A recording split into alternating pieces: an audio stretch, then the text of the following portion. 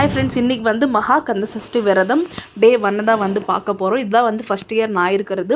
Last year வந்து இருக்கலான்னு பார்த்தேன், but பாப்பா வந்து குட்டி பாப்பா ஃபீட் பண்ணுறன்றதுனால இருக்க வேணான்னு சொல்லிட்டாங்க. இந்த இயரும் வேணான்னு சொல்லிட்டாங்க எல்லாரும். இருந்தாலும் நைட் மட்டும் ஒரு வேளை சாப்பாடு சாப்பிடலான்னுட்டு மட்டும்தான் நான் வந்து இந்த வாட்டி வந்து ஸ்டார்ட் பண்ணியிருக்கேன்.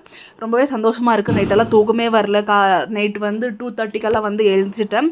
எழுந்திரிச்சு வீடெல்லாம் எல்லா வேலையுமே எல்லாம் முடிச்சுட்டு தலையெல்லாம் குளிச்சுட்டு 5 மணிக்குள்ளே பூஜை பண்ணிடலான்னு பார்த்தேன். நம்ம சார் வந்து கரெக்டாக 4:15 4:30 வந்து எழுந்திரிச்சிட்டாரு. எப்படியோ அவனை வச்சுட்டு கொஞ்சம் கொஞ்சமாக எல்லாமே பண்ணிவிட்டு எல்லாமே பண்ணி முடிச்சுட்டேன். பட் எல்லாம் பூஜை வந்து பண்ணி முடிக்க 5:15 ஆகிடுச்சு. நல்லபடியாக பூஜை வந்து முடிச்சுட்டு வெறும் பால் மட்டும்தான் வச்சு இன்றைக்கி வந்து பூஜை செஞ்சேன்.